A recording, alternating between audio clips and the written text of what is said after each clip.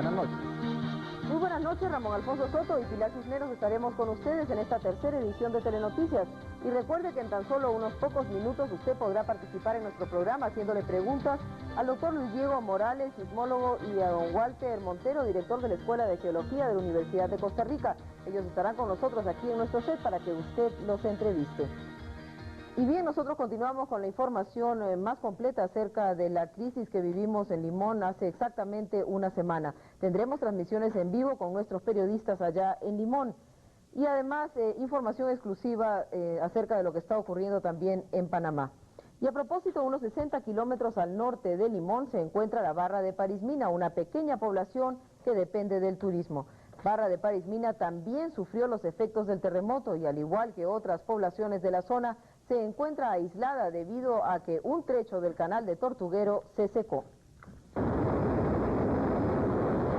A primera vista, el paisaje es el de siempre. Exuberante vegetación que bordea los hermosos canales del Tortuguero. Todo parece calma y tranquilidad hasta que aparecen los primeros vestigios de la tragedia. También al norte de Limón hubo daños a consecuencia del terremoto. Un puente de ferrocarril que atraviesa los canales está destruido y no es posible el paso por allí. Más adelante se llega a Barra de Matina. Se trata de una pequeña y aislada población semi-inundada con algunas casas destruidas. A un lado, algunas cabezas de ganado parecen estar aisladas en lo que se nos presenta a la vista como una inundación. Pero la sorpresa es mayor más adelante. Un gran trecho del canal de Tortuguero está totalmente seco. Esto hace imposible la comunicación mediante botes de poblaciones como Barra del Colorado, Tortuguero y Barra de Parismina con Limón. Y es precisamente en Barra de Parismina donde el terremoto causó su mayor impacto. Desde el aire observamos la destrucción, los muelles caídos, algunas construcciones destrozadas, casas inundadas y grandes grietas que se han producido en la tierra. Del otro lado del canal está el Hotel Parismina Lodge, que no sufrió ningún daño. En tierra comprobamos poco a poco los destrozos. Grandes grietas se hicieron en la tierra de Parismina, donde la gente vivió en carne propia la catástrofe. Como el caso de doña Enriqueta Herrera, con 54 años de vivir allí, nunca había visto algo igual. Casi nos asustamos tanto que no hallábamos para dónde correr, la casa de mi hijo se esquició y todo eso fue muy tremendo. Viera usted qué congoja, no hallábamos para dónde agarrarse. Y ahora aquí aislados con esto que los canales se secaron y asunto de la comida aquí en el pueblo ya no hay. Y ahora nosotros estamos esperando ahora cuando vienen, así ya. Y cuando yo sentí que hizo como una bulla que hizo raro, entonces yo me asusté y mi mamá me dijo que fuéramos para afuera. Yo estaba con mi maestra. ¿Qué pasó con tu casa? Pues quedó muy mal. Yo sentí que la arena se hundía allá en la playa. Se hundía y que el mar se venía, las olas se venían y los palos se hacían así. Ahora no hay más que ponerse a trabajar, a levantar lo que cayó, a luchar por lo que se tiene para ganarse el sustento diario. El Hotel Parismina Tarpon quedó en el suelo.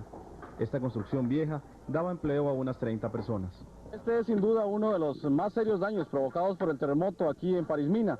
La destrucción de este hotel significa que 30 personas se quedan temporalmente sin trabajo y eso es ya un serio golpe a la economía de este pequeño pueblo.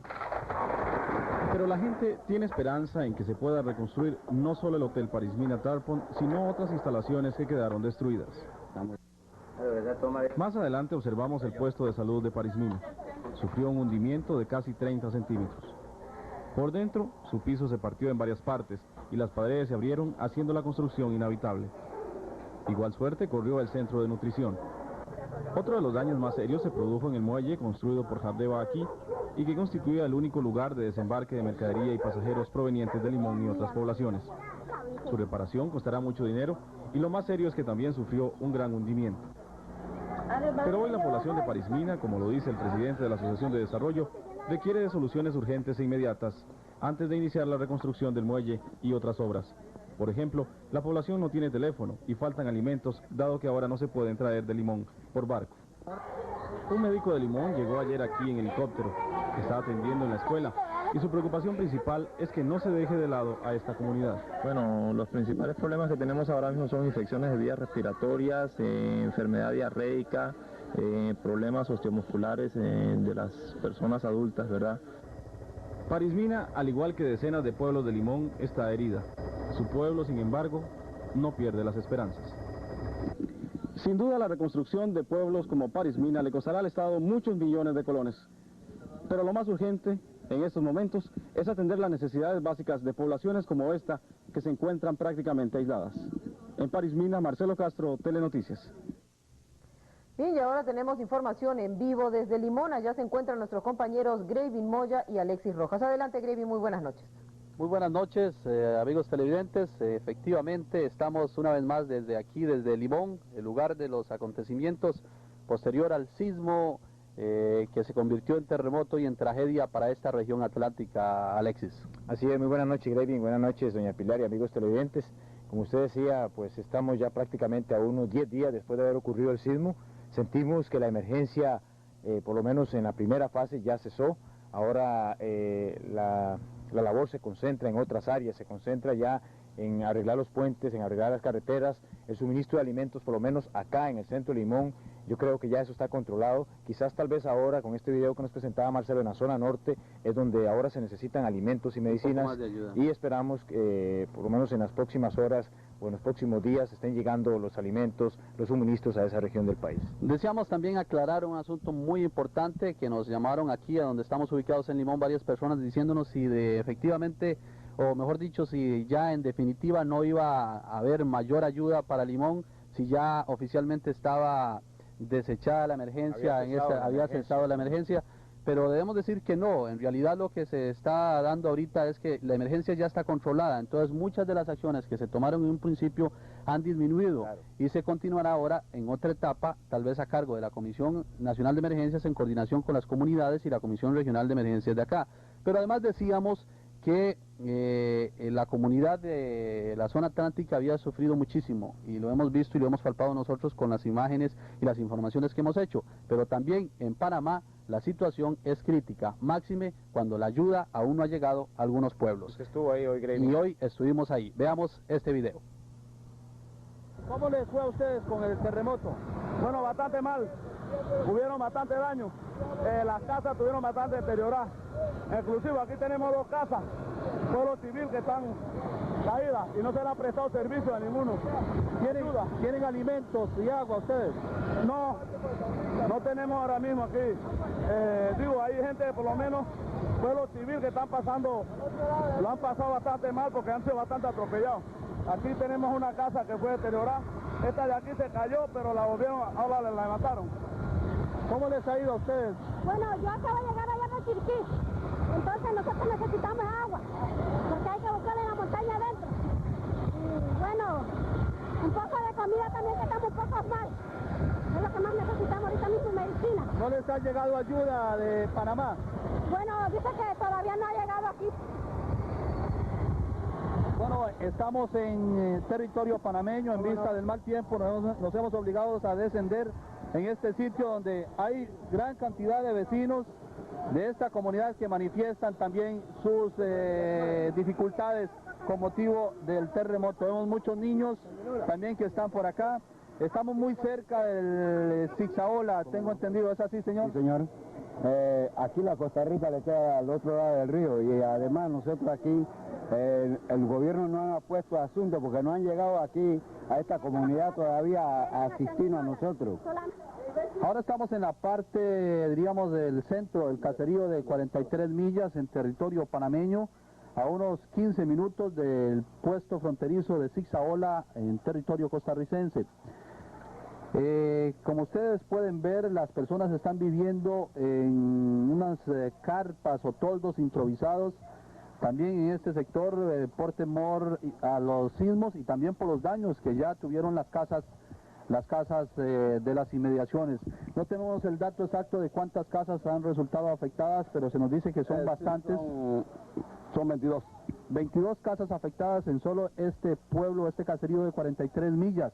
En cuenta, la escuela resultó totalmente dañada y allí murió un niño. Vamos a pedirle a nuestro camarógrafo que nos siga para notar que aquí en la escuela hubo daños severos, y según nos cuenta un niño identificado con el nombre de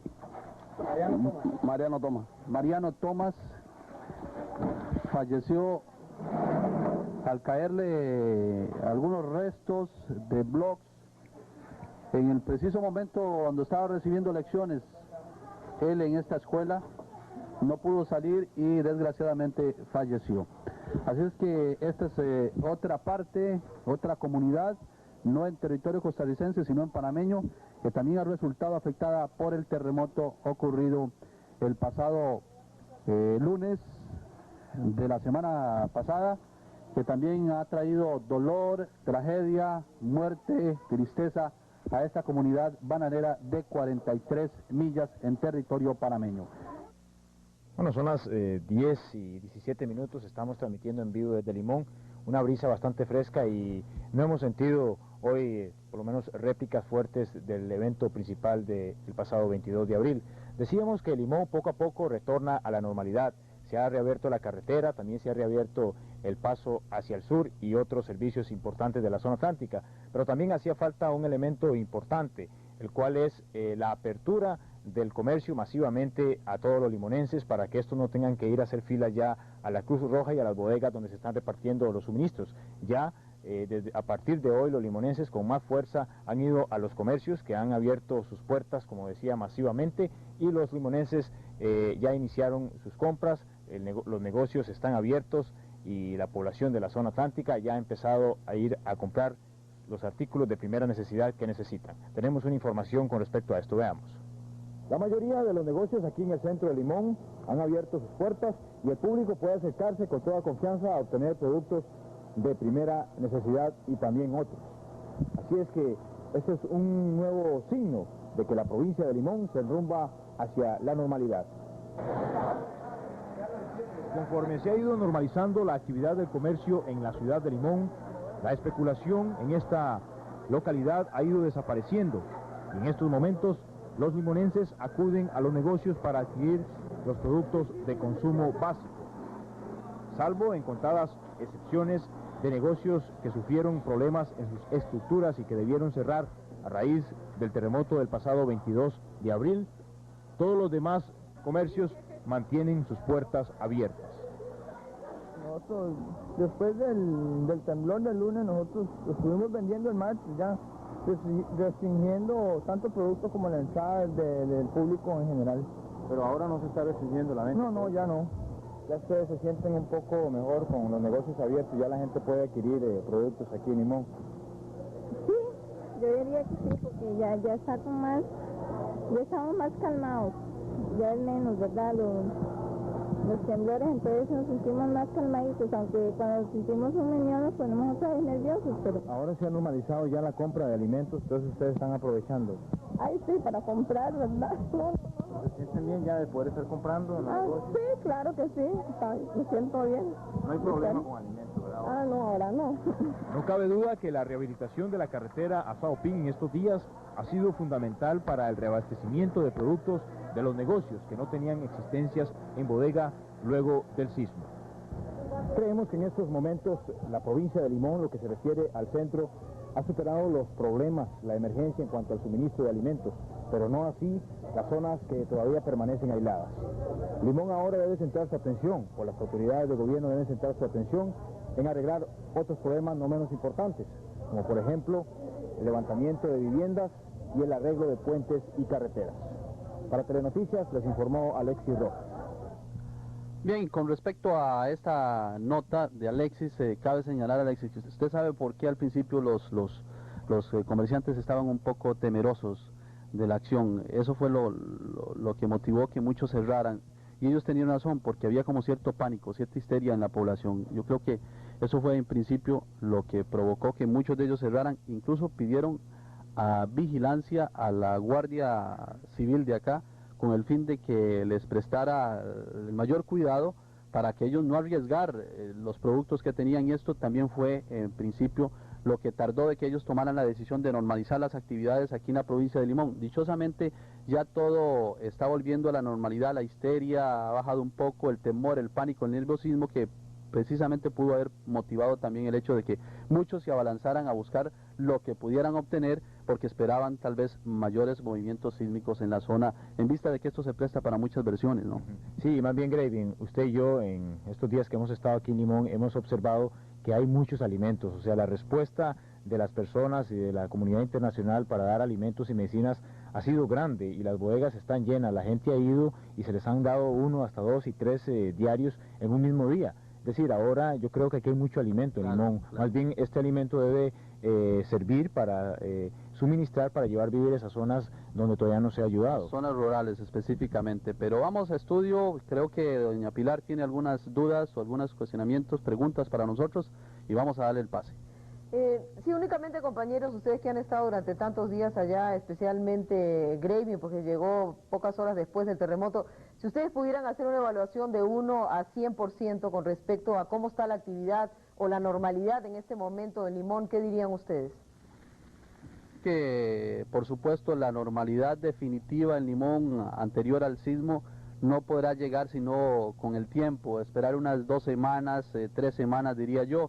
Pero hasta este momento creo que en una calificación de 7,5 a 8 anda la actividad, 80% tal vez. anda la actividad de Limón. Recordemos que Limón es un puerto bastante alegre, hay mucha actividad, se nota mucha gente en las calles cuando es de noche y también por ser una zona turística en las inmediaciones principalmente al sur, se notaba mucha acción, incluso era corriente escuchar música en alto volumen aquí de reggae y otras melodías, pero esta situación pronto volverá. Creo que, como decían por ahí, los costarricenses, no hay mal que dure 3 días o algún cuento que dure 3 días, sino que pasan las cosas un poco muy rápido, se olvidan rápido.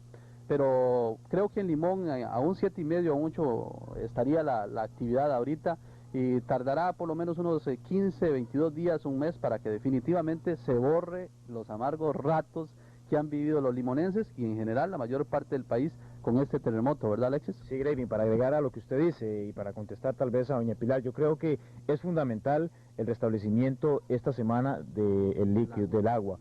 Se nos ha dicho por parte de las autoridades de Recopi y del ENA que están trabajando acá en las calles que a más tardar este fin de semana ya se podría estar suministrando en un 100% agua potable a la comunidad. Y yo creo que lográndose esto, pues Limón ya estará en una etapa de un 95% de normalidad, porque también hemos visto que el comercio se ha restablecido también la actividad de vehículos que están constantemente pasando y sobre todo la actividad en los muelles, el comercio exterior, que es fundamental en estos momentos para la economía de Limón y para la economía del país. Pues yo creo que está estable. Eso se ha manejado muy rápido y yo creo que, como usted decía, también yo diría que le damos una calificación de un 8, un 80%. Sí. Hay que tomar en cuenta también que la actividad bananera no se ha restablecido totalmente, porque algunos lugares quedaron un poco dañados en sus estructuras, como fuimos testigos en el Valle de la Estrella, pero yo creo que pronto toda la actividad se restablecerá en vista de que aquí han entrado a trabajar muchísimas personas con mucho entusiasmo y en forma muy rápida. Vamos a estudio y si bien lo tienen allá, podemos volver con otro pase, o si no, nos vamos a descansar porque hemos trabajado mucho, ¿verdad, Alexis? Y a comer alguito, también. Vamos al estudio. Un merecido descanso, compañeros. Efectivamente ya no hay más preguntas para ustedes. Más bien ahora le toca el turno a nuestros televidentes. Vayan enlistando su teléfono. Nos pueden llamar después de esta pausa al 32 59 13 y 32 57 87. Nuestros invitados esta noche, los doctores Luis Diego Morales y Walter Montero, quienes ya nos acompañan aquí en el set de Telenoticias. Ya regresamos.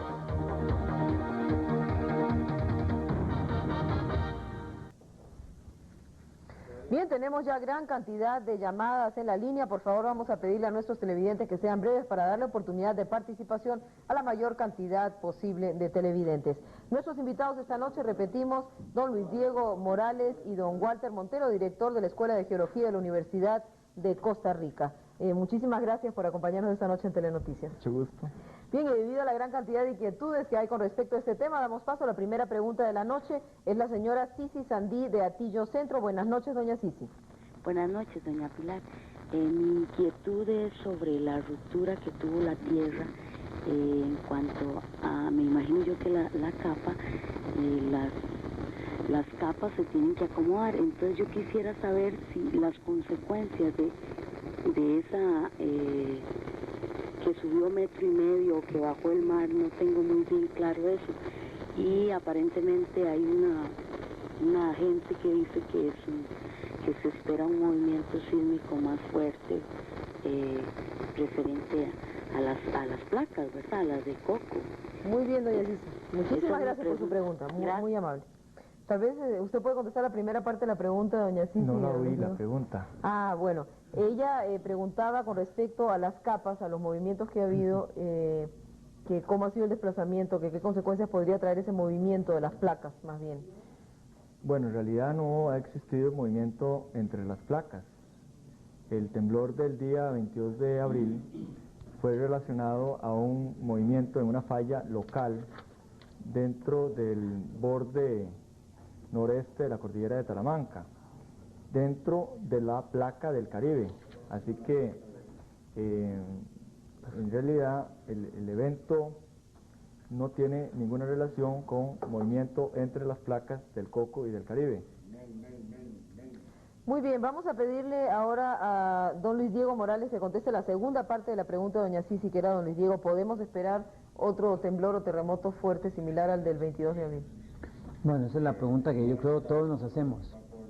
El evento de Limón del 22 de diciembre pasado, perdón, de abril pasado, es en realidad un temblor muy fuerte, una magnitud de 7.4 en una zona de fallamiento local, lo cual es algo realmente grande, de manera tal que el sistema, como llevó a cabo una gran liberación de energía, debe dejar desestabilizada la zona, por lo cual tenemos temblores posteriores de menor tamaño, que son las llamadas réplicas, y de las cuales algunas se han llegado a sentir aún en la ciudad capital, producto de esa desestabilización de la gran ruptura del 22 de abril.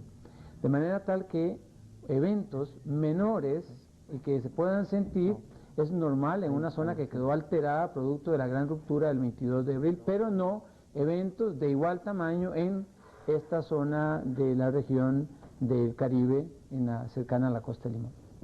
Bien, ahora desde San Pedro nos llama doña Mirna Alvarado. Muy buenas noches, doña Mirna, adelante con su pregunta. Muy buenas noches, doña Pilar. Buenas noches a usted y a los invitados esta noche. Primero que todo, agradecerle el esfuerzo que Telenoticias ha hecho durante todo este desastre nacional. La cobertura ha sido sencillamente increíble. Muchas gracias. Nosotros hemos seguido pie a pie lo que dice Canal 7 sin poner ninguna otra estación. La pregunta mía es esta.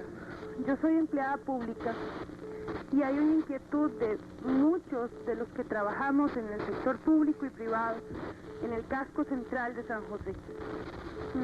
Quisiera saber si la Comisión de Emergencia y los ingenieros encargados, los sismólogos, han revisado los edificios más altos y los edificios donde hay mayor cantidad o concentración de empleados y de esas normas de seguridad. Yo, por ejemplo, trabajo en un edificio donde no existen salidas de emergencia, donde si existe un terremoto o si más fuerte todavía, no hay escapes. Es como una ratonera el edificio en el que estamos. Realmente quisiera saber si han estudiado los edificios, sus estructuras, qué posibilidades habría de modificar o pequeñas modificaciones. Yo sé que en la Corte Suprema de Justicia han iniciado desde hace meses una serie de cambios para dotar de escaleras de emergencia, si eso se está haciendo en la mayor parte de los edificios o si eso nada más es por interés de las autoridades de cada una de las instituciones. Muchas gracias, doña Mirna. Don Luis Diego Morales le va a contestar a su inquietud. Don Luis Diego. Creo que es una inquietud muy válida y es una de nuestras preocupaciones, el de que las instituciones se organicen bajo un cierto plan de emergencia para responder no solo ante una sacudida sísmica, caso de incendio o caso de tormentas severas. De manera tal que esa inquietud en algunas instituciones ya están siendo aplicadas. Por ejemplo, la Universidad de Costa Rica tiene una comisión de emergencia que preside el vicerrector de investigación, don Primo Luis Chavarría, y se han preocupado de que cada edificio haya sido evaluado por un grupo de ingenieros especialistas en estructuras y un plan o un programa paralelo para ir señalando áreas de evacuación en caso de un incendio, en caso de un temblor fuerte. Este ejemplo debe ser válido también para otras instituciones, sobre todo donde hay concentraciones masivas de personas, instituciones de gobierno donde hay grupos de oficinistas que se encuentran trabajando en una sala en donde a veces uno encuentra un número de personas muy grande. Pero esto debe provenir como una reacción natural dentro de la misma institución, en que los mismos empleados o funcionarios de esa oficina o institución promuevan ese desarrollo y pueden contar con el apoyo de la Comisión de Emergencia para alguna orientación o guía en la elaboración de un plan o motivación para que realmente haya ese desarrollo de programas de prevención, lo cual yo creo que debe ser no solo para entidades públicas, también privadas, y con las escuelas se ha trabajado en un proyecto importante a través de un programa entre el Ministerio de Educación Pública, otras instituciones y la Comisión Nacional de Emergencia. Se llama el Programa Educativo para Emergencias, pero esto está con un énfasis importante en escuelas y colegios. También hay apoyo para entidades públicas y privadas que deseen desarrollar su programa de prevención y necesiten un apoyo o una orientación. Enhorabuena que se preocupan de esto y ojalá que se traduzca en una acción de respuesta preventiva. Muy bien, muchísimas gracias. Vamos a escuchar ahora a don Sergio Brenes, esta llamada es de 5 Esquinas de Tibás. Buenas noches, don Sergio. Buenas noches, doña Pilar, y buenas noches los panelistas. Mire, yo quisiera hacerles una pregunta. ¿Qué hubiera sucedido en la zona atlántica, esa región que fue afectada con los casos, si la gente atiende el llamado de protección bajo los marcos de la puerta o bajo una mesa? Gracias. Muchísimas gracias, don Sergio. Yo no sé, don Luis Diego, tal vez usted le puede... Bueno, no sé si Walter escuchó mejor que yo la pregunta. ¿Qué pasa si la gente hubiera atendido a los llamados de los especialistas que dice protéjase bajo el marco de una puerta o bajo una mesa? ¿Qué hubiera pasado con toda esa gente? Bueno, los ingenieros civiles construyen, y no solamente los ingenieros civiles, sino que en general la gente que construye sus casas en diferentes partes del país, deben de saber que una casa debe tener como mínimo, como condición mínima de comportamiento ante un sismo, el que la casa, si el sismo tiene intensidades altas, no se colapse. Es decir, que intensidades altas de 8 o 9 grados en la escala Mercalli puede causar daño en elementos no estructurales, o se puede admitir incluso algún daño estructural, pero que la habitación no colapse. De forma tal que si una persona está en una habitación o en una casa que tiene un diseño adecuado, está realizada de acuerdo a las normas del Código Sísmico, esa construcción no debe tener falla por colapso. Así que la persona que se ubique debajo del marco de una puerta o cerca de un elemento estructural no debería de sufrir ningún daño, porque, repito, la construcción no debería colapsar ante la ocurrencia de un sismo. Pero sin embargo no podemos tener ninguna seguridad. Bueno, eso ya es el problema de que hay algunas construcciones que definitivamente no han sido diseñadas, no han sido realizadas siguiendo las normas del Código Sísmico. Se han cometido errores de diferente tipo que ya corresponde a los ingenieros definir, pero sí, si la persona responsable de hacer la edificación y los maestros de obras no han seguido los criterios técnicos adecuados, pues se presenta el colapso, pues ya será porque se han apartado definitivamente de las normas establecidas claramente en el Código Sísmico. Bien, vamos a escuchar ahora a doña María Calvo. Esta llamada es de Romoser. Muy buenas noches, doña María. Adelante con su pregunta. Buenas noches, doña Pilar. Señores, quisiera preguntar mi inquietudes respecto a las escuelas. ¿Quién se encarga de evaluar las escuelas después de un terremoto o un movimiento sísmico fuerte, sobre todo los que hemos estado viviendo todo este año? Todas las escuelas, no solo las centrales o las cercanas al epicentro, sino todas las escuelas, tanto públicas como privadas. Si hay alguien que se encargue de ver que estén bien, porque a veces los daños no son obvios, pero están ahí, se han ido aflojando. Y este señor comentaba de que los niños, de que la persona se pare debajo de un marco. ¿Cómo hace una profesora con 30 o 40 chiquitos? No todos cabrían debajo del marco. Claro. Hay alguien que esté viendo que las escuelas sean seguras. todas las escuelas. Bien, doña María, don Luis Diego le va a contestar a su inquietud. Don Luis Diego. Sí, es muy importante lo que menciona doña María, porque las escuelas siempre tienen concentración importante de personas, niños o adultos, y en unos casos adolescentes en los colegios. Arquitectura escolar, las construcciones nacionales tienen no solo la responsabilidad en el diseño y construcción, sino también se espera que con el programa educativo para emergencias se pueda ir capacitando no solo a los maestros, a los profesores y sus alumnos en una respuesta ante un evento para buscar la mejor alternativa. Como muy bien usted dice, es difícil meterlos a todos debajo del marco de una puerta, así que deben haber otras estrategias paralelas. Y alguien debe velar por la seguridad de la estructura. Esa seguridad de la estructura pues corresponde a arquitectura escolar o a edificaciones nacionales que han sido los responsables en el planeamiento, en el diseño y construcción o supervisión de la construcción de estas edificaciones. En particular, las escuelas viejas. Eso es lo que, pero aún en el caso de las escuelas privadas, ellos tienen potestad o pueden supervisar. Bueno, en el caso de las escuelas privadas es una responsabilidad de quienes manejan o administran esa escuela privada. En el caso concreto nuestro, en la Comisión de Emergencia, cuando hay realmente un evento importante y daños severos en una localidad o región, hay un grupo voluntario de ingenieros que colaboran. En este caso, con la situación de Limón, se presentaron más de 30 ingenieros organizados bajo roles de trabajo en la zona afectada, pero eso es bajo una situación de emergencia, es algo excepcional. Entonces no se puede tener una colaboración permanente para estar revisando cosas que son responsabilidad o del Ministerio de Educación Pública o de las juntas administradoras de las escuelas o de los colegios, que cada escuela tiene una junta administrativa y cada colegio también. Entonces a ellos compete una responsabilidad importante y es velar por la seguridad estructural de su edificio. Y en el caso de escuelas o colegios privados, pues con más razón. Bien, tenemos en la línea a don Randall Díaz, esta llamada es de Desamparados. Buenas noches, don Randall, adelante con su pregunta. Muy buenas noches, doña Pilar, y buenas noches a los distinguidos invitados. Mi pregunta va dirigida al doctor Morales. Específicamente son dos preguntas en una. Me gustaría saber qué opina él acerca de la hipótesis que se ha esgrimido en los últimos días, en el sentido de que Costa Rica está pasando por un periodo o un ciclo sísmico que dura 10 años y que se da cada 40 años. Supuestamente he escuchado que este ciclo sísmico se inició en 1983, al parecer dura 10 años y se volverá a suceder dentro de 40 años.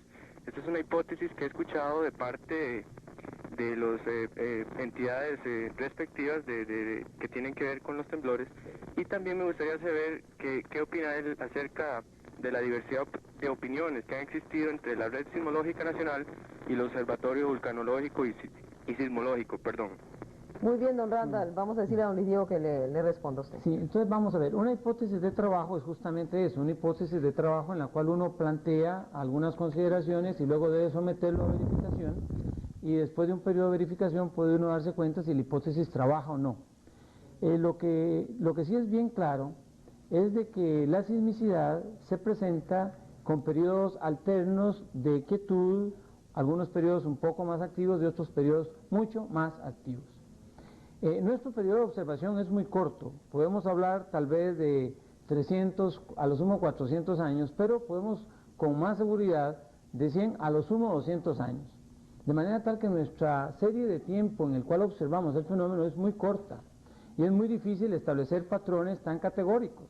Un ejemplo, los chinos tienen casi 3.000 años de historia de registro sísmico y a pesar de los 3.000 años no han podido encontrar patrones válidos de comportamiento que lleven a un fin de pronóstico o algo más aún ambicioso, predictivo. Esto nos dice entonces de que hay que tener mucho cuidado cuando observamos periodos muy cortos de tiempo, porque no sabemos cómo se comporta la naturaleza en un periodo largo de tiempo. De manera tal que las hipótesis son importantes, debemos hacerlas, debemos tratar de verificarlas, porque es la manera de ir tratando nosotros mismos también, de ir buscando hacia dónde andará el mejor comportamiento de la sismicidad que nos afecta. Sobre las opiniones diferentes, si algo hace avanzar la ciencia, justamente es la discrepancia de opiniones, siempre que se busque realmente una posición académica en el sentido de la confrontación de las ideas argumentadas y balanceadas ante el público apropiado. Así que no es malo no es tampoco preocupante, sino que es muy bueno que realmente existan posiciones argumentadas respecto a hipótesis de trabajo que pudieran ser diferentes. De hecho, eso es lo que realmente hace avanzar las ciencias. Muy bien, muchas gracias. ¿Quería agregar algo, Lío? Perdón. No, había un pequeñito complemento, no sé si abarcamos toda la pregunta para que no se nos escape nada. Sí, no, está muy bien. Bueno, vamos a darle oportunidad a don Octavio Núñez. Esta llamada es de Cartago. Muy buenas noches, don Octavio. Muchas gracias, doña Pilar. La inquietud mía era preguntarle a los señores geólogos en qué situación está ahorita nuestra provincia de Cartago, ya que hemos tenido una psicosis de terremoto máximo, ya llevamos más de 8 días de estar, lo que se llama como una psicosis de terremoto, ¿verdad? Por tanto que se ha dado. Entonces nosotros quisiéramos que tan amables los sismólogos pues que nos aclaren cuál es la situación actual en que vive Cartago, ya que por el momento por gracias a Dios no hemos sufrido nada grave, pero sí yo creo que no solo yo sino que todos los cartagineses queremos que nos hablen en concreto cuál es la situación de nuestra ciudad. Muchas gracias, doña Pilar. Cómo no, don Octavio, muy buenas noches. Vamos a pedirle a don Walter Montero, él es el director de la Escuela de Geología de la Universidad de Costa Rica, que le conteste su pregunta. Don Walter. Sí, para contestar esa pregunta yo me iría primero a analizar un poco la actividad histórica en la región de Cartago. Y viendo la sismicidad histórica en esta región, se observa que en unos 300 años en la ciudad de Cartago se pueden señalar dos sismos importantes, que son el terremoto de 1841 y el terremoto de 1910. Y luego un evento de menor tamaño que fue en 1951. El terremoto de 1841 fue un terremoto que afectó especialmente la región comprendida entre Tres Ríos, Cartago y en menor proporción la zona de Paraíso. El terremoto de 1910 fue un terremoto que afectó especialmente la zona comprendida entre Paraíso y Cartago. Y luego en 1951 hubo un terremoto pequeño, en realidad no deberíamos llamarlo terremoto, es un evento que causó algunos daños, pero no fue de carácter destructivo, que fue localizado entre Orosi y Paraíso. Ahora, esta observación, la observación de los datos de estos terremotos,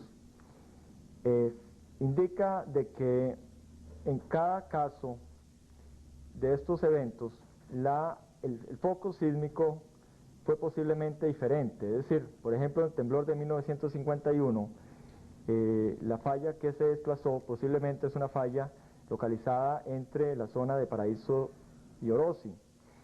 En el caso del terremoto de 1910 fue una falla que está posiblemente ubicada al sur de la ciudad de Cartago, y luego el terremoto de 1841 fue un sistema de falla que también se localiza al sur de la ciudad de Cartago y que pasaría también al sur de la zona de Tres Ríos. Entonces, pero si nos vamos más para atrás, no encontramos eventos importantes, destructivos, en la ciudad de Cartago. Es decir, no puede uno observar una ciclicidad en la actividad sísmica en la región de Cartago.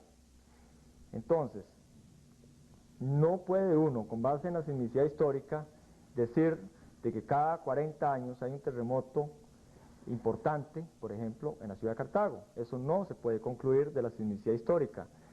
Hubo dos terremotos, 1841, 1910, pero antes de eso, antes del evento de 1841, no hay un evento importante, destructivo, en la ciudad de Cartago, que pueda uno decir que es de un sistema de falla local. Entonces, en conclusión, la actividad histórica no señala de que haya recurrencia de eventos destructivos en la ciudad de Cartago cada 40 o cada 60 años. Más bien el ciclo 1841-1910 aparentemente fue un periodo, digamos, notable, especial, pero no guarda un patrón dentro de un tiempo, de un patrón cíclico, dentro de un patrón de tiempo mucho más grande. O sea, podemos decirle a Octavio que duerma tranquilo, no podemos decirle que duerma tranquilo. Bueno, sí, la gente, eso se ha dado a conocer a través de los medios de información, sabe que hemos estado detectando temblores al sur de la ciudad de Cartago, pero es importante mencionar acá que esa zona donde hemos estado localizando temblores es una zona que de por sí, desde que nosotros colocamos nuestras redes de estaciones en la zona del Valle Central, hemos reconocido como una zona donde con mucha frecuencia localizamos eventos. Es decir, no es una zona con sismicidad nueva, es una zona que tiene una sismicidad bastante, digamos, en número de eventos significativa, pero son eventos muy pequeños. Estamos hablando de eventos de magnitudes muy bajas, generalmente no se sienten. Por supuesto que nuestra labor ahora es darle un seguimiento a la actividad de todo el país, de los diferentes sistemas de fallas que hay en el país, de la actividad que puedan tener estos y con el objetivo de, pues primero reconocer bien esas fuentes sísmicas, determinarlas y ubicarlas bien y luego pues obviamente pues ir acumulando información que en el futuro pueda ser de utilidad para estudios de pronóstico, predicción. Muy bien, vamos a darle ahora oportunidad a Porfirio González. Esta llamada es de San Pedro. Buenas noches, don Porfirio. Buenas noches, señores panelistas. Yo tengo una inquietud, yo trabajo en turismo y la inquietud que yo tengo es que se han encontrado diversas opiniones entre los técnicos o geólogos o vulcanólogos que dicen dónde se puede gestionar un temblor o un terremoto y el nerviosismo que están causando entre la población, mientras la Comisión de Emergencia dicen que guarden cierta pasividad y la tranquilidad, los mismos técnicos o los mismos geólogos están diciendo que puede haber, entonces están encontrando la opinión entre ellos mismos y el pueblo no sabemos a quién creerle, si a uno o al otro, porque están saliendo diversas informaciones a la prensa y a su vez el pueblo está intranquilo, inseguro, no duermen las personas y la información que se genera en el exterior también causa un poco de problema y el país está perdiendo su ingreso de turismo porque se ha habido bastantes cancelaciones, tenemos problemas de cancelaciones de grupos porque las noticias que están dando encontradas nos están causando muchos problemas. Muchas gracias. Gracias, don Porfirio. Vamos a pedirle a don Luis Diego que le conteste a su inquietud. Don Luis Diego. Sí, realmente es un problema para el país y sobre todo para la fuente de turismo que es una de nuestras esperanzas de ingresos de divisas. El hecho de que tengamos una sismicidad que haya desencadenado temblores importantes como el terremoto en el caso de Limón. Yo decía antes, ante una pregunta que se me formuló, de que la discrepancia en el campo de las ciencias es deseable y es lo que hace avanzar las ciencias. El problema es cuando se discuten hipótesis de carácter científico ante un público que ignora los términos o las dimensiones o el ámbito de alcance de esas teorías desde el punto de vista científico. Entonces puede llevar, cuando se llevan a un público general, quizás a distorsión o a confusión, de manera tal que podemos decir que a nivel global, estamos incluyendo todo el planeta Tierra, no existe todavía un criterio, una metodología que permita llegar a un pronóstico en un corto plazo, aun y cuando haya esfuerzos importantes. Existen experimentos con una ventanita de observación de pronóstico que se dice de 1989 a 1992 esperamos un terremoto en tal parte. Es una manera de irnos aproximando al problema, de postular algo, de concentrarnos en una zona, aplicar toda la tecnología disponible a ver qué sucede. Este es el ejemplo que lleva el Servicio Geológico de los Estados Unidos en Parkfield, cerca del centro de California. ¿Qué hacer para que los turistas puedan tener más deseos de llegar a nuestro país? Nos ha coincidido un periodo de actividad fuerte, lo cual está fuera de nuestros controles, y en este caso lo importante, si vivimos en un país en donde los temblores son frecuentes, la solución es un buen diseño de construcción, un buen conocimiento del ambiente geológico en el cual se van a desarrollar nuestros asentamientos humanos o nuestra infraestructura turística o hotelera, de manera que podamos garantizar con el diseño, con el lugar en que se hace esta construcción y el ambiente geológico que rodea esta zona, el que en caso de que se presente un evento adverso podamos tener ventajas comparativas por la buena respuesta del terreno, porque está alejadita de alguna falla local que ande por ahí, o bien porque la construcción y su técnica y diseño son lo más apropiado, de manera tal que tengamos una buena respuesta, que a pesar del susto pues podamos garantizar de que no se nos va a colapsar la estructura y que por lo tanto quienes ahí están lo que irán a hacer es a disfrutar o a experimentar una nueva sensación, como es una sacudida sísmica que a veces uno siente que es como andar en un caballo chúcar, o como me decía alguien, como el toro de las fiestas. Así que podemos vender ese nuevo paquete turístico. Ese sería el nuevo paquete turístico. Ven a experimentar un terremoto en Costa Rica. Garantizando que tenemos una buena infraestructura en el diseño y construcción y que no están las fallas geológicas cercanas a el sitio en que estamos nosotros promoviendo turísticamente. Muy bien, vamos a escuchar a doña Roxana Ulloa, esta llamada desde Paso Ancho. Buenas noches, doña Roxana. Buenas noches, doña Pilar. Mi pregunta para don Luis Diego Morales es muy concreta. Se ha estado oyendo los rumores, yo soy empleada pública también y trabajo en el Ministerio de Hacienda. Hemos estado oyendo rumores de que Cartago pues que está en alerta roja.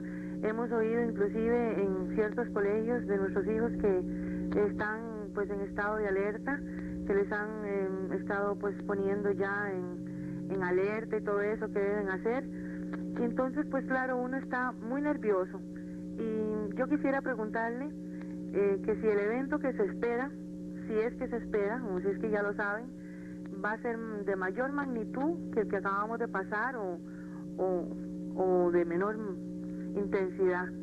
Esa es mi pregunta. Muchas gracias. Gracias, doña Roxana. ¿Dónde llego?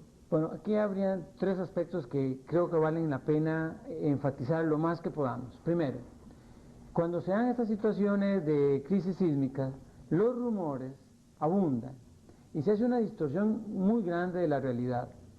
Y se agrava el problema, porque empiezan esos rumores que siempre amenazan con algo devastador, algo cataclísmico, cosa que raramente sucede. Entonces no hay que atender a ningún rumor. Si hubiera algo importante, la Comisión Nacional de Emergencia avisaría o pondría en alerta a los entes que correspondan, ya sean organismos de socorro, hospitales, Cruz Roja, bomberos, comités locales de emergencia, comunidad como un todo. Y eso no se ha dado hasta la fecha. No existen, decía yo hace poco, un criterio válido para una etapa de pronóstico en ningún lugar del mundo todavía. De manera tal que lo que hay son aproximaciones a ciertos problemas particulares en zonas particulares como un esfuerzo experimental para ver cómo vamos acercándonos en este camino tan difícil del pronóstico. Ya no hablamos ni siquiera de predicción, de pronóstico, o sea, en un plazo de tantos años, en una área tal, etc. Ahora, sobre el comportamiento de las personas a raíz de estos rumores. Entonces, no podemos de ningún modo, ni lo pueden en ningún otro lugar del mundo, hablar de que están esperando un terremoto o un fuerte temblor en una área determinada en un plazo determinado. Esas serían hipótesis de trabajo, pero no tienen criterio de predicción. Entonces nadie sabe en realidad si vamos a tener un evento mayor o no. Lo importante es que hemos tenido una liberación significativa de energía sísmica, que nos ha activado diferentes fallas.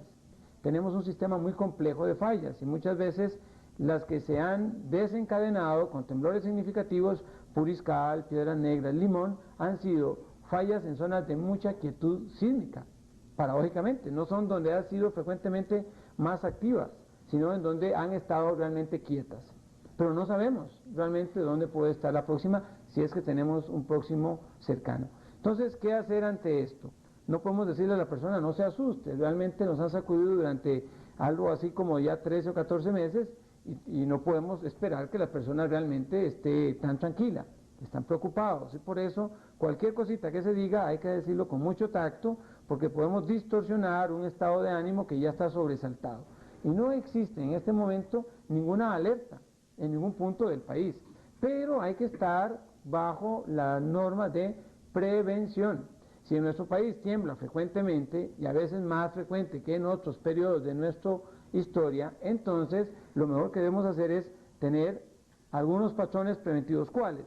Bueno, garantizarnos que nuestra casa ofrece una buena respuesta sísmica. ¿Cómo se puede saber esto? Con el ingeniero que construyó la casa o con la empresa que construyó la casa. Y si no está ofreciendo una buena garantía, pues habrá que hacer una readecuación sísmica, habrá que reforzarla. Por otro lado, hay pequeños planes que los comités locales de emergencia tienen y que se pueden conseguir en la Comisión Nacional de Emergencia para tener y formar un pequeño plancito de respuesta en la oficina, o sea en el trabajo, o en el hogar, o en la fábrica, o si estoy en las partes de los exteriores o en zonas abiertas. De manera tal que entonces es la preparación una de las mejores garantías para que aún teniendo nosotros miedo y demás, por lo menos sepamos cómo reaccionar o qué hacer en caso de que nos sorprenda una sacudida sísmica. Bien, vamos a darle oportunidad a Milagro Vega. Esta llamada es del barrio San Blas de Cartago. Buenas noches, doña Milagro. Buenas noches, doña Pilar. Un placer participar en su programa.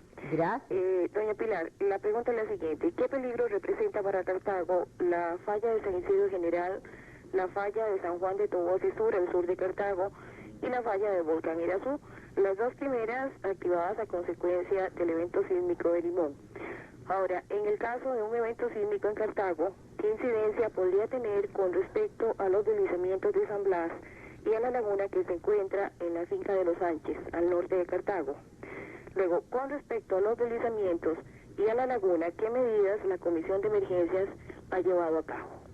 Esa es mi pregunta. Gracias, doña Milagro. Entonces vamos a dividirla tal vez en dos. A don Walter Montero vamos a pedirle que conteste la primera parte y a don Luis Diego la parte de qué ha hecho la Comisión de Emergencias en torno a esto. Don Walter. Sí, en relación a qué efecto podría provocar el sismo de, por ejemplo, con origen por la zona de San Isidro General en la ciudad de Cartago, pues podemos decir que ya tuvimos la experiencia con un terremoto en 1983 en la zona de San Isidro General, y este evento pues no provocó ningún daño en la ciudad de Cartago, así que es una fuente sísmica que por su lejanía a la ciudad de Cartago no provocaría ningún problema.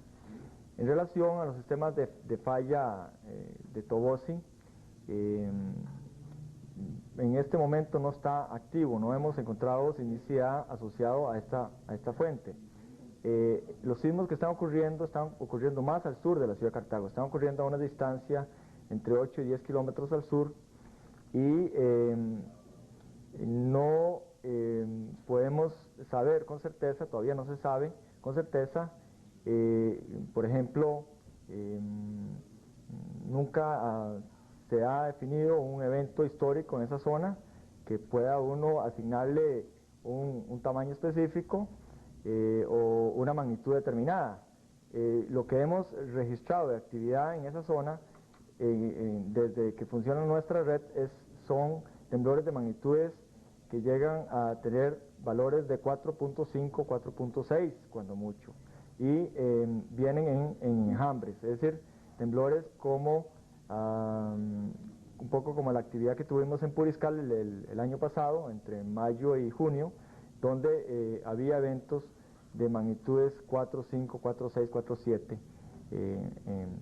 que se produjeron pues en un intervalo del orden de 2 meses. ¿Y tendría eso algún efecto a la otra parte también de la pregunta, doña Milagro, con lo de San Blas y la laguna en la finca de Los Sánchez? Sí, bueno, con relación a lo de San Blas, diría yo que es difícil que eventos tan pequeños puedan, diríamos que imposible, que puedan generar algún problema en el deslizamiento de San Blas. Si estamos pensando en la fuente sísmica que está a unos 8 o 10 kilómetros al sur de Cartago, la distancia sería estimable y no creo que tenga ninguna incidencia en San Blas. Para que un sismo tenga incidencia en San Blas, tiene que ser un evento mucho más cercano y de magnitud más grande. En todo caso, lo que podría presentarse es un represamiento y volumen de materiales que caería sobre el cauce del río reventado, y ese represamiento sería inmediatamente, pienso, observado por los métodos de vigilancia que se tienen, y lo que se haría sería inmediatamente dar una voz de alerta ante la posibilidad de que venga un evento de carácter, digamos, una cabeza de agua o algo diferente. Pero pienso que solamente si el evento es de cierto tamaño, de magnitud, digamos, como el evento del 22 de diciembre, podría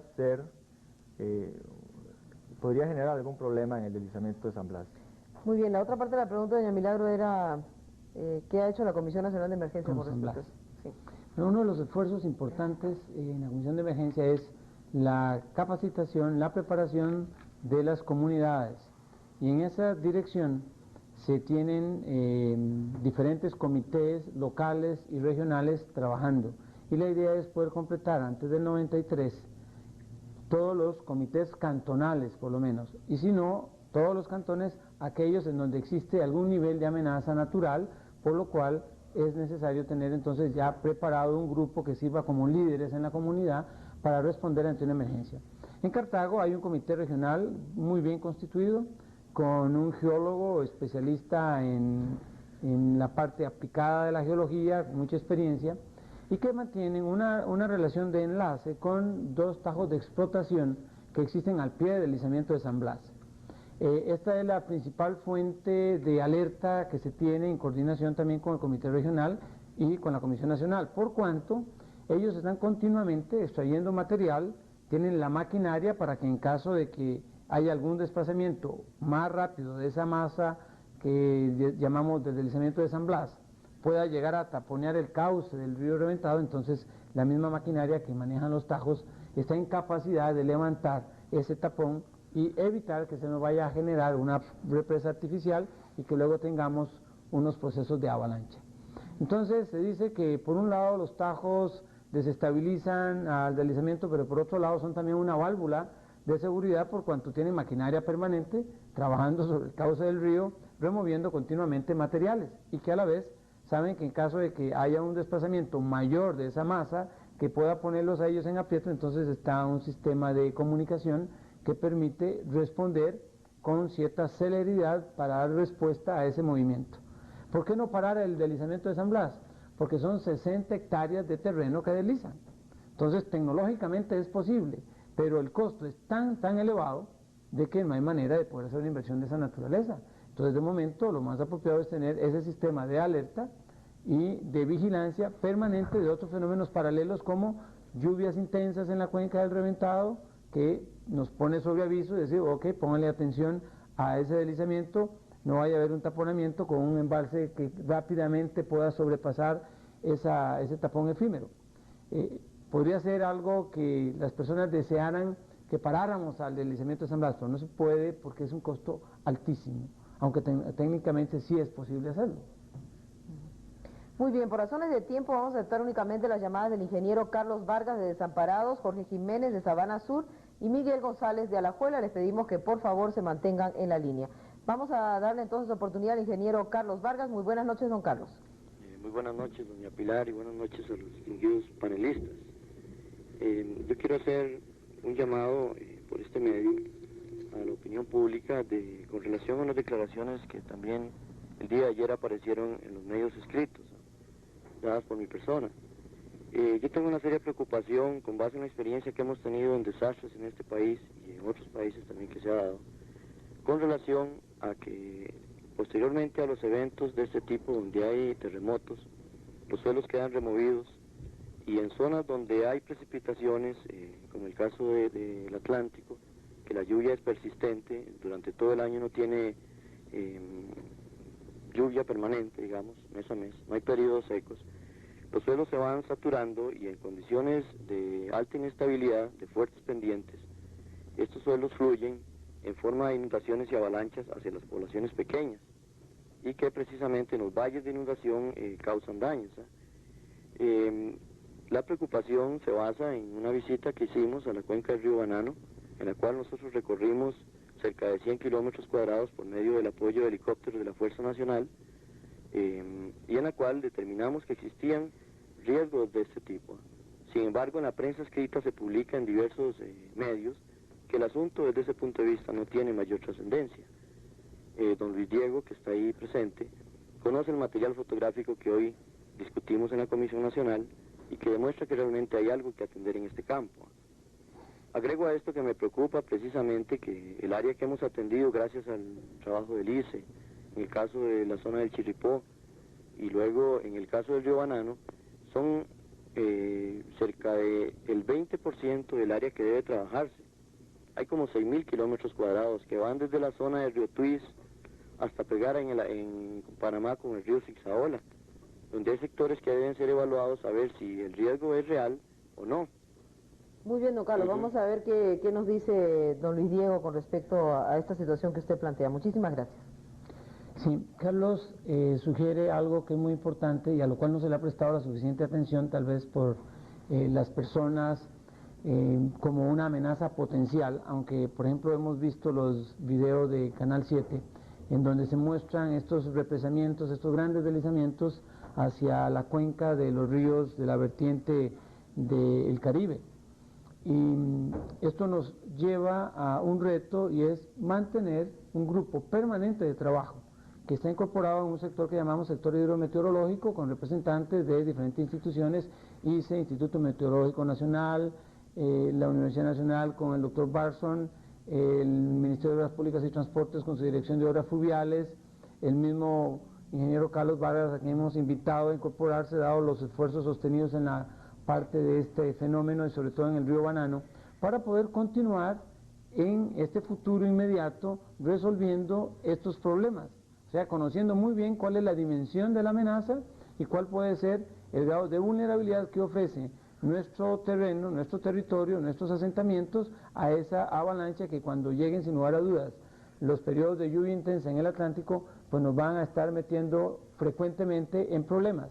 De ahí que sea necesario ese trabajo sostenido, esa labor titánica, porque requiere de un esfuerzo que se debe sostener durante muchos meses hasta que los ríos hayan arrastrado la mayor cantidad de esos materiales que han sido realmente enormes los deslizamientos. Entonces vamos a tener un año muy activo, sin lugar a dudas, con el sector hidrometeorológico, en el cual pues nos da mucho gusto tener también a Carlos Vargas ahí. Bien, vamos a escuchar a don Jorge Jiménez, esta llamada es de Sabana Sur. Buenas noches, don Jorge. Buenas noches, doña Pilar, y los felicito por su programa. Mire, la pregunta es la siguiente, después de, es muy difícil prevenir algo ante un sismo, excepto las buenas construcciones, pero después de los temblores de Limón, noté que los bomberos estaban aquí fuera de, cerca de Plaza Víquez. He notado que los bomberos los guardan por lo menos en 3 estaciones debajo de edificios de concreto. ¿Por qué no, para prevenir algo, mantener perennemente los carros de los bomberos en descampado, donde no haya nada que les caiga encima en caso de un terremoto muy fuerte? Buenas noches, muchas gracias. Buenas noches, don Jorge. Gracias a usted por su participación. ¿Usted le contesta, don? En el caso de ciertos organismos, instituciones de respuesta, como bomberos, Cruz Roja, se ha dado ciertas normas para que se pueda tener los vehículos fuera de las instalaciones como una medida de protección por aquello de, como usted muy bien menciona, una sacudida sísmica pueda llevar luego a un colapso de la construcción y entonces dejen imposibilitados a los vehículos o bien los sepulten y no se puedan utilizar. El problema es que si se dejaran los vehículos fuera, en escampado, como por ejemplo se ha hecho en Cartago, entonces ¿qué piensan las personas? No piensan en la actitud preventiva, sino en la actitud fatalista. Entonces dicen, los bomberos están ahí en la Plaza Iglesias, la Cruz Roja está en la Plaza Iglesias, el Comité Regional también está en la Plaza Iglesias, entonces algo va a pasar. Entonces si tomamos una acción preventiva, las personas no buscan el complemento preventivo, sino el aspecto fatalista. De ahí que en muchas ocasiones se prefiere mejor correr un riesgo relativo. Yo diría que no habría tanto problema si hay un estudio de la vulnerabilidad de la estructura que lo puede hacer un buen ingeniero estructural, de manera tal que se pueda decir, mire, el edificio ofrece las condiciones para que una sacudida aún de tal nivel, esto pueda mantenerse en pie. Es algo que debería hacerse en todas las estaciones de bomberos para garantizarnos esa buena respuesta, y esa medida preventiva sana de sacar las unidades fuera, pues a veces lleva a mala interpretación del público, de ahí que nuestro esfuerzo en instruir y educar debe ser titánico. Y nuestro país, les pongo nada más un ejemplo, desde que yo era niño y hace bastantes años, tenía el lema de el Día del Árbol. Y nuestro país es número 1 en la deforestación en el trópico a nivel mundial, con casi 40 años de un patrón cultural sostenido para proteger al árbol y los recursos naturales. Y sin embargo, es el país más deforestado, con una tasa de deforestación altísima en el trópico. Entonces a veces uno se pregunta, no bastan ni 40 años para instruir o educar. Por eso tiene que ser una lucha titánica y permanente, y en donde los medios de comunicación creo que juegan un papel muy importante para ir dándole a entender al público de que las medidas preventivas son buenas y no necesariamente implican alarma, y deben hacerse todo el tiempo para que nunca nos cojan dormidos o nos sorprendan infragantes. Muy bien, la última llamada de la noche corresponde a don Miguel González y es de Alajuela. Buenas noches, don Miguel. Buenas noches, doña Pilar. La felicito por instruirnos contra estos embates de la naturaleza. Felicito al panel. Mi pregunta específica es al doctor Luis Diego Morales. Como buen alajuelense que es, incluso yo soy vecino de él. La preocupación mía estriba en lo siguiente. 4 meses después del evento de Alajuela se suscitó el de Limón. Yo quisiera ver, o que me expliquen técnica o científicamente, qué posibilidad tiene de que aquí en Alajuela se reactive de nuevo la falla. Buenas noches. Buenas noches, muchas gracias. Bueno, es una pregunta que significa todo un reto para la ciencia, no solo para mí en este momento, Miguel. En realidad, cuanto más cercano haya sido el temblor que nos ha golpeado, decimos que más alejadito está el que ha de venir. Entonces, en el caso de Alajuela, con el terremoto de Piedras Negras, que tan fuertemente golpeó Alajuela con una aceleración muy alta, sin lugar a dudas, la posibilidad de tener otro evento en sus cercanías es más lejana. Pero como no tenemos una bolita de cristal o la sabiduría que nos permita poder ver hacia el futuro, no podemos garantizar de que no se vaya a presentar un evento en esa región.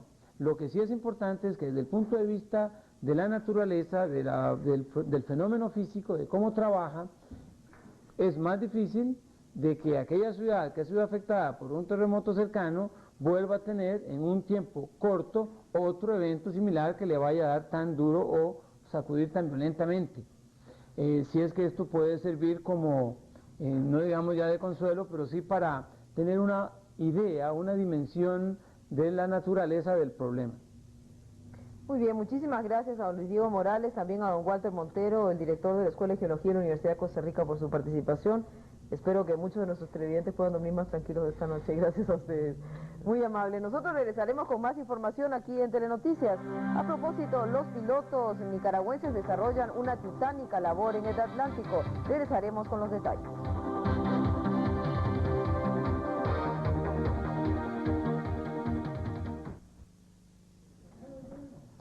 Y después de 8 días de trabajo desinteresado, concluyó su labor el primer grupo de pilotos nicaragüenses que vino a prestar ayuda a los damnificados de Limón. Como un homenaje a su trabajo, a su espíritu de colaboración y al hermano pueblo de Nicaragua, preparamos el siguiente video.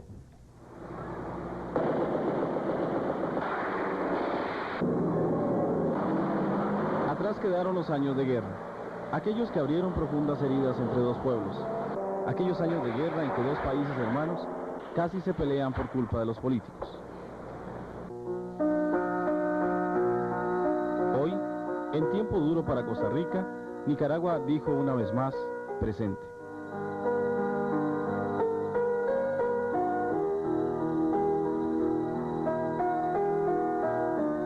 Olvidando rencores y el maltrato que recibieron en el pasado, valerosos pilotos de la Fuerza Aérea Nicaragüense lo han dado todo por Costa Rica en 8 días de intenso trabajo, y olvidando su propio dolor. 20 vuelos diarios, visitando las comunidades más alejadas, recogiendo heridos, repartiendo alimentos. Esto lo hemos hecho con la mayor voluntad, con la mayor disposición aquí de todos los oficiales, pilotos y el resto de tripulación encargada de esta operación. Hemos realizado alrededor de 20 vuelos diarios, hemos movilizado un promedio de 600.000 libras.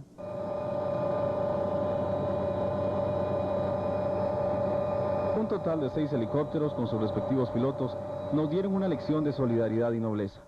Desde las 5:30 de la mañana hasta caer la noche, sin límite de horario, los hermanos del norte recorrieron las tierras limonenses llevando alivio a los caídos. Ustedes como que tienen ya experiencia en este tipo de cosas, porque hemos visto cómo salen rápido del helicóptero, incluso a cargar heridos corriendo, etcétera.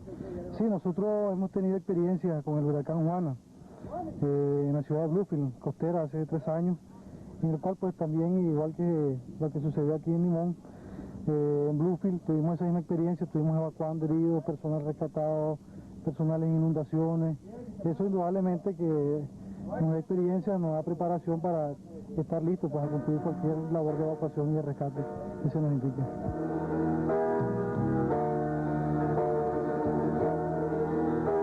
Como dice una canción, lo que brilla con luz propia nadie lo puede apagar, y su brillo puede alcanzar la oscuridad de otras tierras.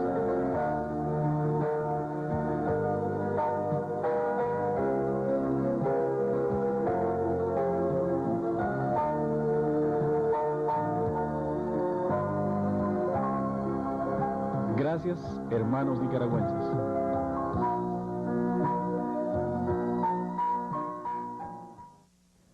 Y según el Ministerio de Salud, en la zona más afectada por el terremoto, los problemas sanitarios aún no son significativos. Se considera que los casos de diarrea registrados obedecen fundamentalmente a la falta de agua potable. Y en cuanto al sarampión, se estima que las cifras no son alarmantes. Actualmente se mantiene estricta vigilancia sobre el brote de malaria, contra el que se mantienen medidas preventivas como la fumigación. Asimismo, se ejerce un estricto control sobre el saneamiento básico ambiental, para lo que también se reforzó el personal destacado en esa zona. Los indígenas de Talamanca piden herramientas para reconstruir sus viviendas. El ministro de Educación solicita no convertir las escuelas en centros de refugiados.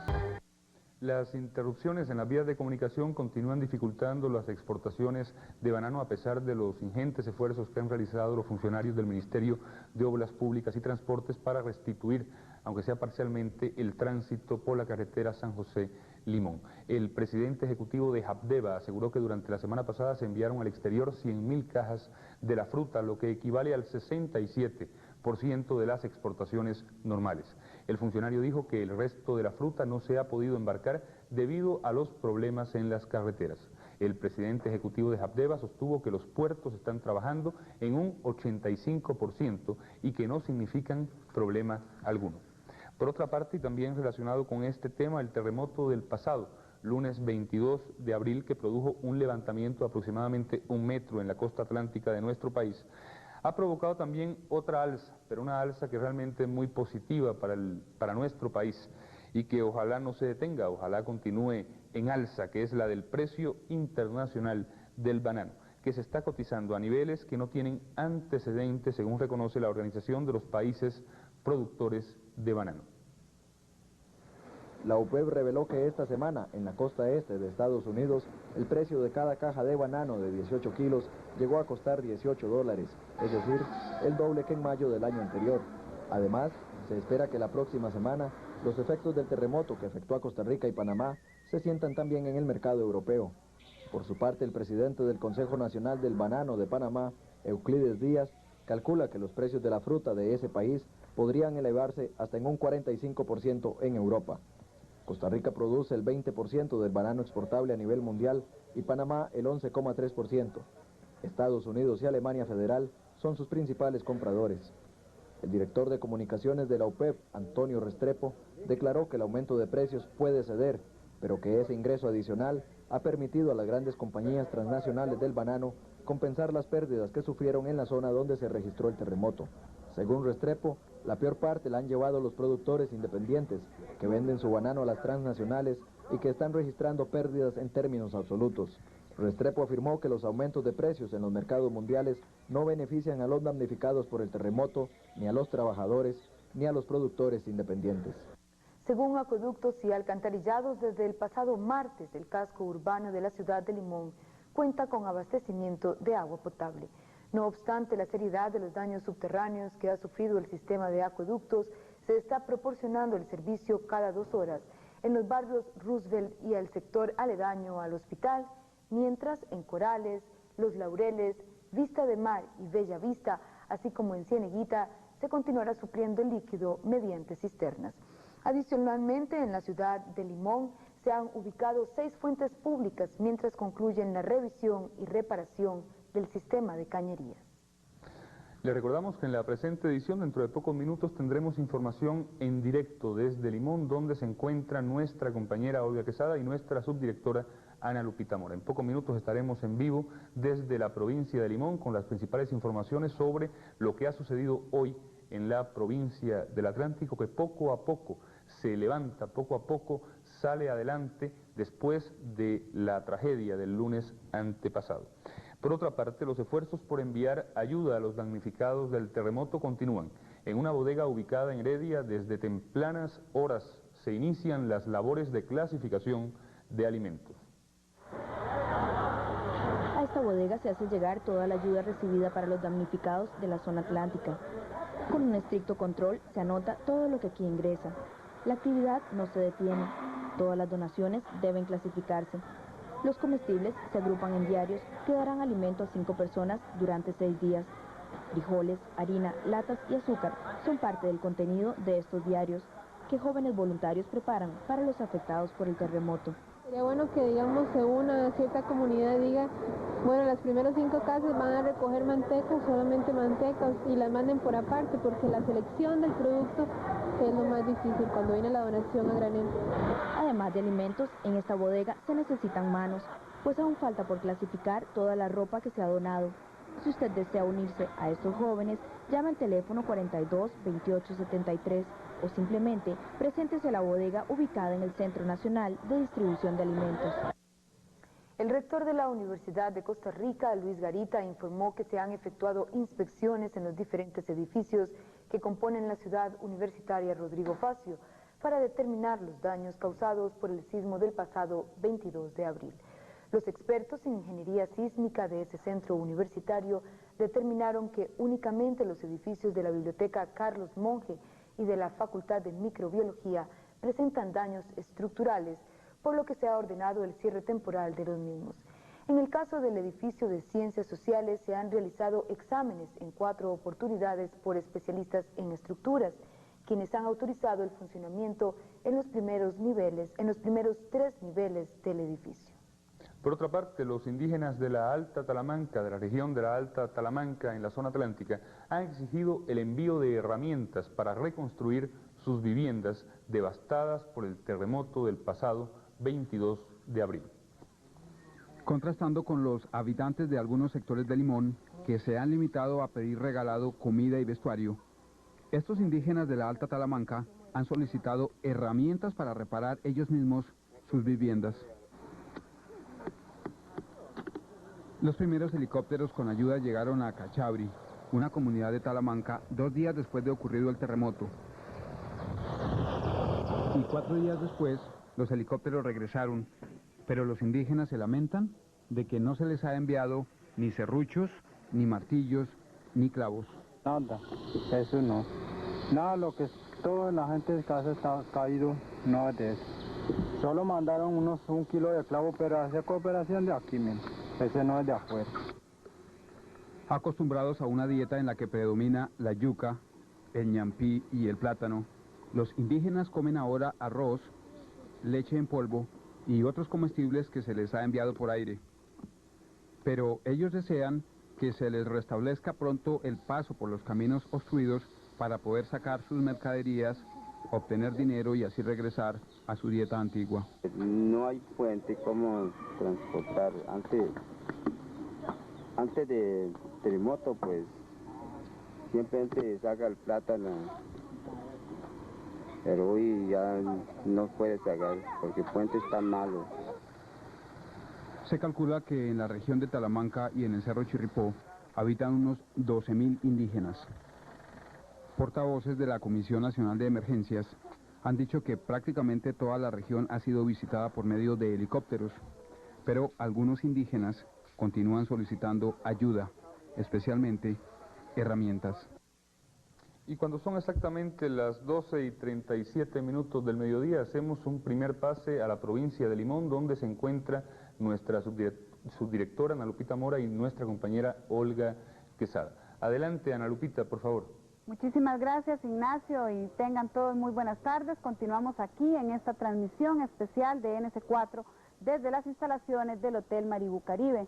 Les anunciamos que en esta primera edición de NS4 nos acompañará el señor Dagoberto Chávez, quien fue electo ayer presidente de la Municipalidad del Cantón Central de Limón. También nos acompañará esta tarde el doctor Walter Gebel, director del Hospital Tonifacio, y el doctor Alexis Arias, quien es el presidente del Colegio de Médicos y Cirujanos que se han apersonado aquí a la ciudad de Limón para colaborar con estos profesionales. Y Ignacio, como usted lo decía anteriormente, Limón trata de normalizarse, ya la gente está retornando poco a poco a sus trabajos y obviamente lo más importante en esta región del país es la actividad bananera, como bien lo decía usted anteriormente en una información que pasamos. Ayer, en horas de la tarde, nuestra compañera Olga Quesada conversó con altos personeros de la compañía Standard Fruit, quienes manifestaban cómo están ellos realizando los esfuerzos por recobrar la normalidad para la exportación de la fruta. En estos momentos, la Standard está empacando unas 10.000 cajas diarias, 40.000 menos de lo que estaba empacando antes del desastre. Veamos. Ya ha normalizado en un alto porcentaje su actividad aquí. Una de las compañías más afectadas, que tuvo mayores consecuencias con el terremoto del pasado 22 de abril aquí en la provincia de Limón, fue la Standard Fruit Company, quien a pesar de la tragedia que ha vivido ha tenido también una activa participación, reincorporándose ya prácticamente plenamente en sus actividades. Sí, en realidad las pérdidas fueron bastante grandes en zonas de Pacuares, Guapiles, muy pequeñas pérdidas en otro lado. El siniestro principal se concentró, como bien es sabido, en el Valle La Estrella, donde esa es una de las plantaciones más grandes que tenemos. Y en el área de Bananito, muy cerca de aquí del aeropuerto de Limón. El problema básico de Estrella pues, fue, además de los daños en sí, la gran destrucción que hubo, consistió en las comunicaciones, que como bien es sabido, el ferrocarril se interrumpió por completo y todavía faltan bastantes días, quizás semanas, para que el ferrocarril pueda llegar al Valle de Estrella. En ese problema, entonces, optamos en la empresa con contratistas de equipo pesado y nuestros propios contratistas del Valle de la Estrella, nuestra propia maquinaria pesada, y con la ayuda del Ministerio de Transportes y Jateva, en rehabilitar el camino que los civis norteamericanos habían construido, que se llama el Camino de Progreso, que viene por detrás, por la montaña. Ese camino está habilitado desde el viernes anterior y ya tenemos comunicación terrestre, que inmediatamente se usó para provisiones llevadas en vagonetas y camiones altos. Y ya a estas alturas se ha logrado poner mucho lastre ahí, y entonces ya hay cierta fluidez por tierra. Incluso vehículos livianos de doble tracción están pasando. ¿Qué porcentaje estaría trabajando? En cuanto al trabajo de exportación en sí, nosotros estamos en el día de hoy cortando 10.000 cajas. El primer día, que fue hace 2 días, cortamos 3.000, ayer cortamos 8.000, hoy cortamos 10.000, pero estamos lejos de la normalidad realmente. Nosotros podemos hablar de 40, 50.000 cajas por día en una situación normal. El factor limitante ya no es en realidad el valle, sino más bien la comunicación para poder traer el banano a Limón. Sin embargo, dentro de esa rústica o precaria carretera estamos sacando todo lo que se pueda ahora. Con nosotros don Dagoberto Chávez. Don Dagoberto fue electo ayer, precisamente nuevo presidente de la municipalidad acá de Limón. Muy buenas tardes, don Dagoberto, y gracias por acompañarnos. Muy buenas tardes. Don Dagoberto, ¿cuál es la tarea prioritaria que usted se ha planteado en estos momentos, dado que le toca asumir la presidencia de la Municipalidad de Limón, prácticamente coincidiendo con este desastre, con esta catástrofe natural? Sí, yo creo que he asumido la presidencia de este Consejo Municipal en uno de los momentos más difíciles que atraviesa esta provincia. Desde el momento en que asumí la presidencia ayer a mediodía, de inmediato me integré a la comisión de emergencia, me hice presente porque creo que como limonense y como presidente de este consejo municipal tengo que estar al frente de toda esta catástrofe que nos ha sucedido. Principalmente pues nos hemos abocado desde ayer a buscar una solución muy prioritaria que es el problema de la basura. Y en ese sentido, ¿cómo están haciendo? ¿Han tenido que solicitar maquinaria a otras municipalidades o al IFAM o a qué otras instituciones? Hoy tuve comunicación con la Municipalidad de San José, la cual nos va a prestar ayuda. Ahora en las horas de la tarde recibiré comunicación donde me dirán con cuánto equipo nos van a ayudar, con cuánto personal. Creo que nos van a facilitar una ayuda por unos 8 días. ¿Y es realmente grave el problema de la basura, don Dagoberto, aquí en la ciudad de Limón? Sí, el problema de la basura es bastante grave, comenzando que tenemos muchos escombros en la calle. Después de eso nosotros no tenemos el equipo necesario para poder salir adelante con eso.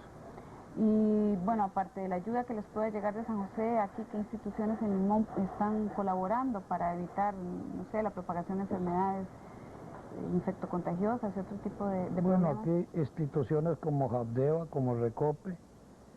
Ayer conversando con la comisión de emergencia llegamos a la conclusión de que necesitamos reforzar la cuadrilla de recolección de basura. Pensamos contratar nuevos recolectores y a la vez estamos contratando un tractor para hacer las mejoras que hay que hacer en el relleno sanitario. Bueno, don Dagoberto, le agradecemos muchísimo la presencia suya hoy aquí esta tarde y dar estas declaraciones para NS4.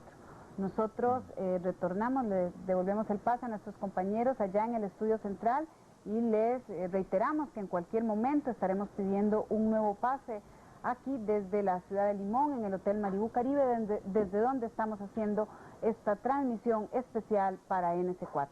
Adelante, Ignacio. Lupita, ¿me escucha? Ignacio, perfectamente. Lupita, usted nos mencionaba hace un par de horas cuando hablábamos por teléfono que había continuado el problema de lluvias allá en la provincia de Limón. ¿Cómo ha estado el clima hoy por la mañana y la noche?